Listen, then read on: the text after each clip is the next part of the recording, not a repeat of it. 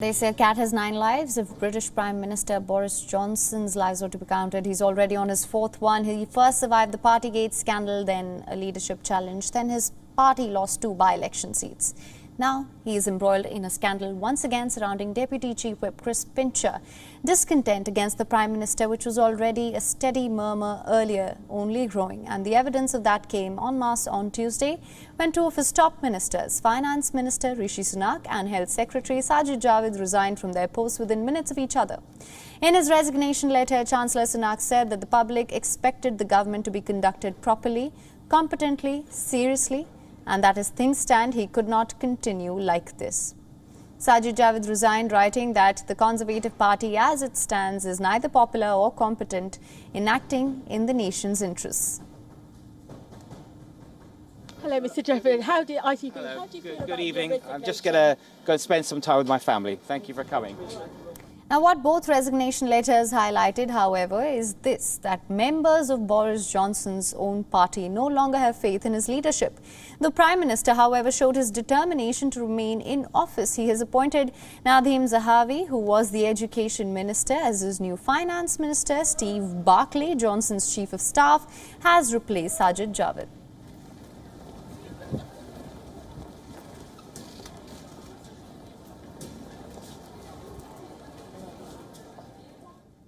And for more on this, we're now being joined by Scott Lucas from London, Professor Emeritus of International Politics at the University of Birmingham.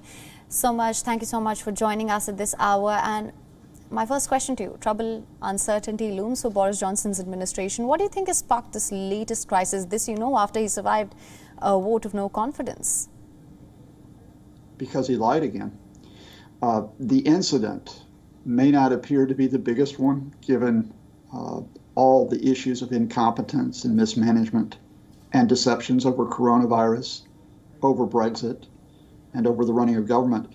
But what happened is that a friend and an ally of Boris Johnson, a man named Chris Pincher, was given important jobs within the Conservative Party, Deputy Chief Whip in the Commons, and then Minister in the Foreign Office, even though there were a number of complaints about his behavior, sexual aggression.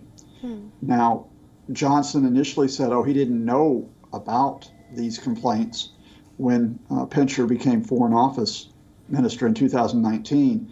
But then Foreign Office officials made it clear that, yes, those complaints had been made, and yes, Johnson had been told.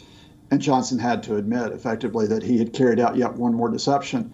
And minutes after he finally apologized for that deception, in fact, less than 5 minutes after that, that's when the resignation letters of the Chancellor, Rishi Sunak, and the Health Minister, Sajid Javid, were released to the press.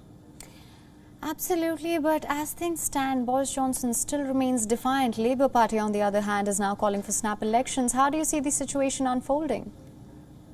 Well, I think before we get to snap elections, this is a question of what the Conservative Party does.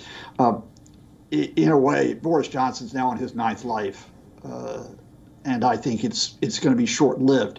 But he has got a bit of time because the Conservative Party had its vote of no confidence in him last month. Now, he barely survived that, with about 75–80% of his backbenchers saying they don't believe in him. But because he barely survived it, under the current rules, you cannot have a no confidence vote for another year. Now, I think the initial effort will be made for Johnson to go with at least the facade of dignity. Look, you've given us Brexit. You were there during coronavirus. Now you can go and everybody can smile when he leaves. If he refuses to go, and I think he will refuse to go, then the Conservative Party has to address whether it changes the rules immediately for another vote of no confidence or tries to find some other way to get this man out of 10 Downing Street and to stop the damage that he's causing to them as well as to the British nation as a whole. Right now, if it comes to Johnson being ousted, who do you think is a possible successor? Well, I think quite clearly Rishi Sunak, the outgoing chancellor, the second most important person in the government, is positioned to do so, but he has been damaged himself by issues over his finances, including those of his wife in recent months.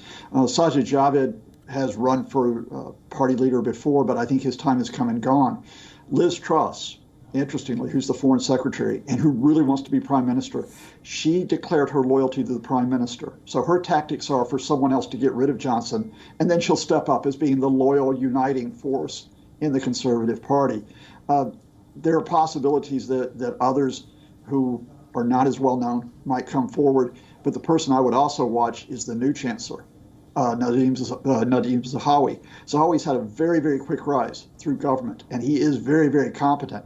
And I think he demanded, in fact, that he be given the chancellor's post yesterday. Johnson gave way, and I think that sets him up as to say, look, I'm the guy to lead you and to clean up the party after Boris goes. Right. Well, thank you so much for your comprehensive analysis of the situation. Thank you for joining us on this broadcast. Many thanks. Take care. WION is now available in your country. Download the app now. Get all the news on the move.